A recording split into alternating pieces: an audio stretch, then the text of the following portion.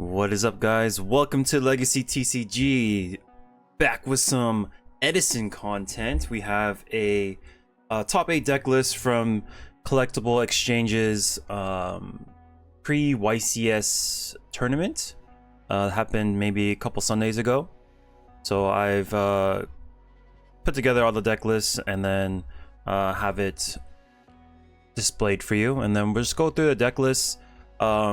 Talk about anything interesting in each list, maybe talk about the side cards, see what they use it for, and yeah, it'll just be interesting to see their deck choices. So I only know the first place, second place, and fourth place finishers, so any of these deck lists before that, one of these guys could have been top 4 as well, but I couldn't figure out which one.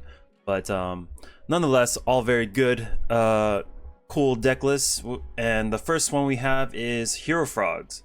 So we go 4 Monarchs, pretty standard. Let's see, Double Junk Synchron is really cool. That card can be searched with Rhoda. I did not know that. He looks like a machine, but he's actually a warrior. Double Econ, that card's really strong. You can use it defensively, you can use it to move things out of the way that you don't want there, I guess. And it's a pretty good like game finisher too. They think they're safe behind their wall. You can just take over it with Treeborn Frog and then push to end the game. One Legacy Yatagarasu, maybe to bait out, like you set a card, they're gonna assume that it's a real trap. Hero Frogs tend to not run that many traps, so if you set a trap, they're probably thinking, okay, that thing is gonna be it's gonna be a real card, and if they space random Legacy, they're down 1. Side cards, we have 3 DD Crow, anything for Graveyard Hate. 2 Vanity's Fiend, you can sub out some Monarchs for the Fiend, block someone out of the game. DD Assailant, it's kind of like a catch-all, pretty strong monster on its own, and it's another good mix-up. They can set it, they probably think it's a frog, attack it, and then they banish one of their monsters. Dark Dust Spirit, it's like a lightning vortex on a stick, very easy for Hero Frogs to use. Dust Tornadoes, usually to deal with Black Whirlwinds. Spiritual Water Art AoE, I think is what it's called. That card's super cool. You tribute a water monster, look at your opponent's hand, and you discard a card. It's super sick. The only problem with that card is you kind of have to have the water already set up, either from the turn before or you summon it. So it does kind of like expend your normal summon essentially, but if you can get it off, it's really cool. And then extra deck, 3 zeros Gaia you can make with Malicious Edge, I believe is the only Earth Edge, or yeah, or I guess Dark Dust Spirit is also Earth, and DD Assailant, so he does come up. Junk Warrior with the Junk Synchron, double Cataster and Android because of the Junk Synchron, so you can spam that card multiple times. Yeah, so we'll go to next deck list. Blackwings with 3 jar, 19 monsters, no gores, opts for double Vayu, so the grind game's a little bit stronger. Gores is one of those cards that it's really good when he's there for you, and it's like super bad. Sorry. It's super bad when like you have your Whirlwind Oppression just sitting in your hand, eating up space, so it's a gamble. So he opted for the just double Vayu, more consistent package. Nothing out of the ordinary. His side deck does have double Mask Restrict. I imagine it's for Monarchs, very difficult deck for them to deal with. The Mask Restrict does inflict with your own Icarus attack, so that's something to be aware of. It might go down in a couple of Icarus attacks to put in Mask Restricts, but doing that, I feel like Icarus is one of your strongest cards. But sometimes things need to be done to win the matchup. So masks come in for monarchs, it can come in for plants, things of that nature, especially like Titanial that can stop that monster's effect. Super strong card against Blackwings, so I can imagine that coming in for plants, Gigavice decks, and things of that nature. Yeah, Blackwings. There's only one Blackwings in this top 8 deck list. I'm sure there was a bunch in the pool, but you know, Edison it's interesting. It's like it's not always just the one best deck. People are always trying different strategies and having fun with that. All right, Esteban on his Gladiator beast. So it's gonna be the Prisma build with Rescue Cat, Test Tigers, one Proving Ground. I think that card's really cool. It's like drawing a Gladiator beast, but like you can search for anyone you need. You can find your bestie, set it, tag out. You know, I don't know. Like, I think that card's really cool. You will run 3 chariots, so the full set, and then 1 call. Call is pretty good because you can actually reuse your Rescue Cat.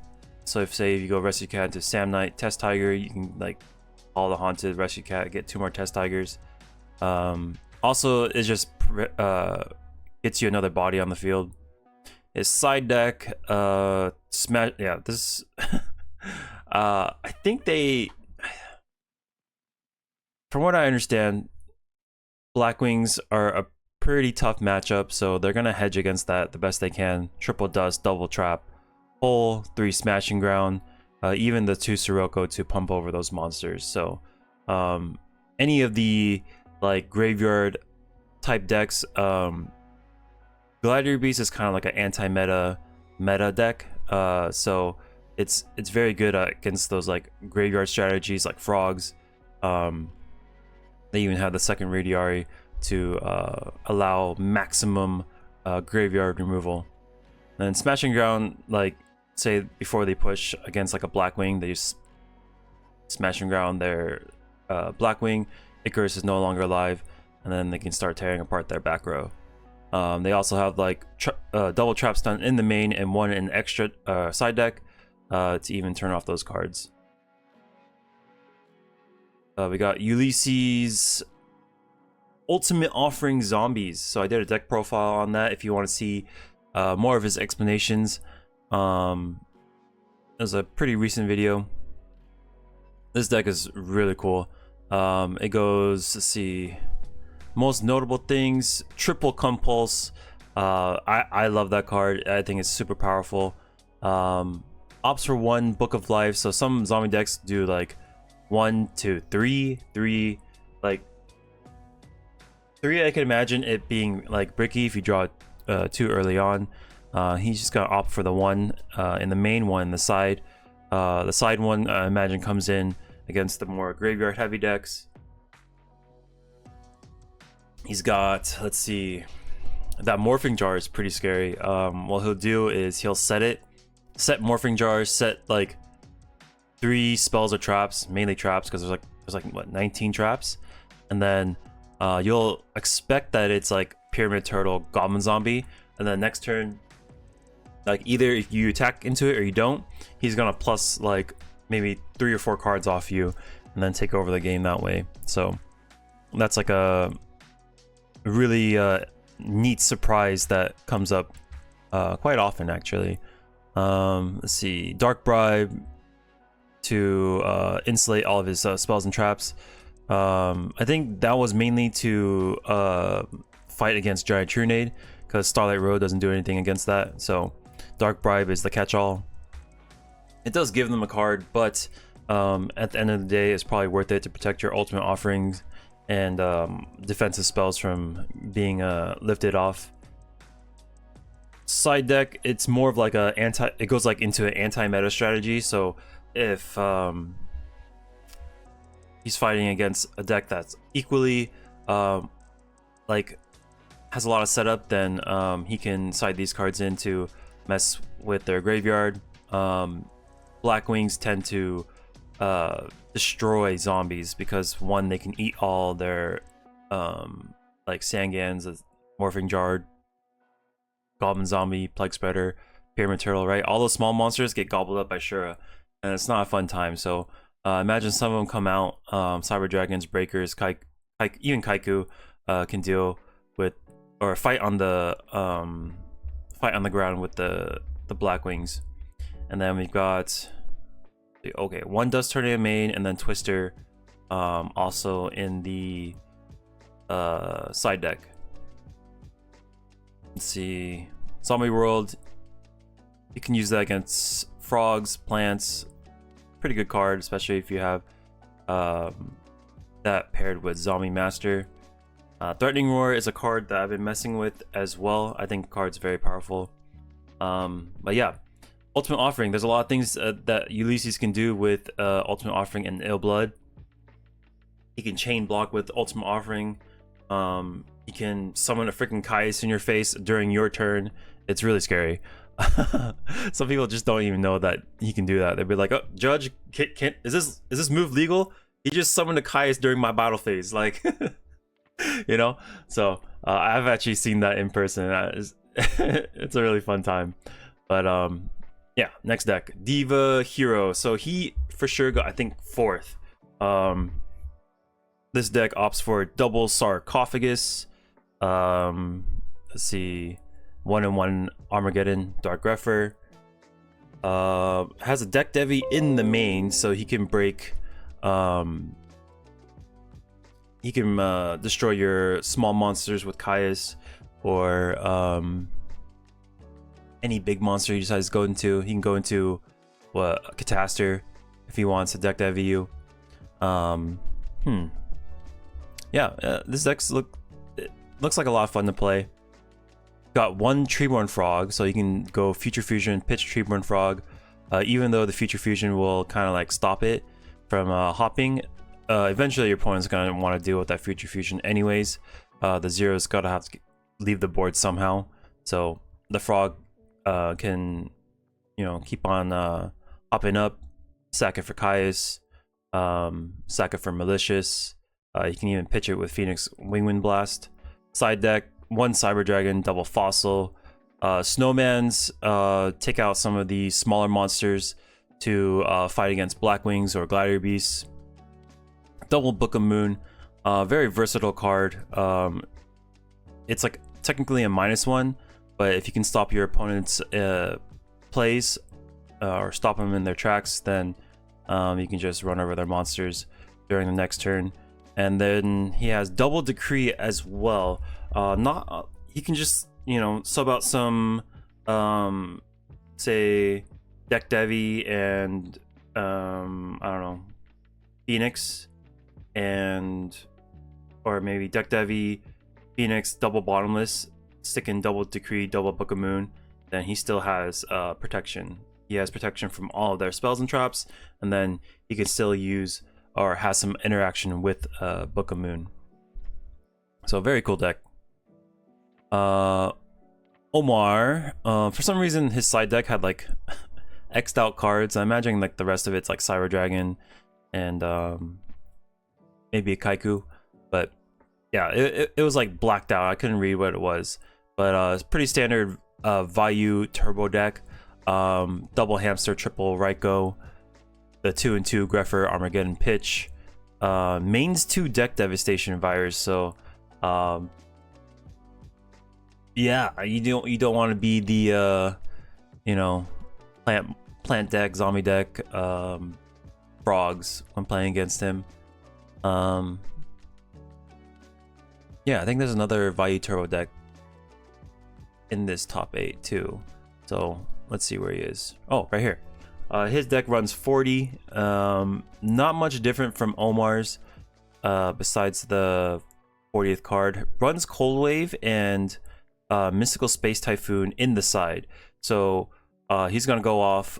He has 2 buttons to go off: Cold Wave and Heavy Storm, to drop, like, you know, Dark Arm Dragon, Chaos Sorcerer, Caius, go off with Vayu Synchros A lot of effect monsters can work under the cold wave to make a push. So having those 2 go buttons is really strong. MST and Dust Tornadoes come in against Blackwings, I imagine, to pop those whirlwinds. Yeah, and then the Prussians for those heavy special summoning decks like Machina, Gladiator Beast. I don't know if you would cite it against Frogs, because Frogs can just play Monarchs around you. I'm not that experienced with Royal Oppression, but yeah, when I play Machina, that card's super annoying. And the last deck, Oscar took down the whole tournament with Jinzo OTK. This deck is chock full of very interesting card choices. 1 Sarko, Swords of Revealing Light to stall for time, double Threatening Roar to keep his pieces on board. Pretty much cards to eventually get into that OTK combo, which is essentially dropping the Future Fusion, pitching all of his Jinzo returners and Jinzo, and making a strong push with that, and then maybe pair it with limiter removal. Limiter removal, I've tried this card Machina like Turbo. It doesn't really work that well. Sometimes you can steal games, but with his deck, there's a lot more machines to work with. He's got Cyber Eltonins, he's got the returners, Cyber Dragons mained, a lot more machines to work with to use that card. And that card is actually like a two card combo with Machina Gear Frame. So if you have Machina Gear Frame and Fortress, and you limiter removal them, that's enough for game, because Gear Frame will go to 36, and then Fortress goes to 5,000, so that's 8,600 damage. Let's see.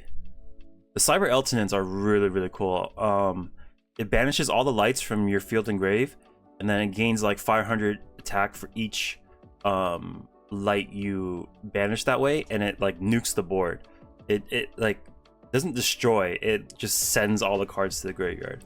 It's very cool. And you can just kind of like keep using that card as a like a dark hole. So if you go Cyber Eltonin and they run it over, and you draw another Cyber Eltonin, you can banish the Cyber Eltonin in grave, summon the 500 hitter, and then nuke their board again. So it's very cool. It gets around Stardust, gets around say like if a Gigabyte's deck has their Titanium Stardust board, this card will get around that. Yeah, see, like the double fader, Threatening Roars, Swords of Revealing Light, all cards to kind of like buy time for him to piece together a combo to kill you. And then this deck is also good at grinding too. It's not just about the OTK. They got, you know, Caius to hit you down, Krebons to stall. Even this Krebons, just no E-Telly. It's just there to, like, you know, pay 800, be really annoying, and then you can also sync with it as well. Very cool.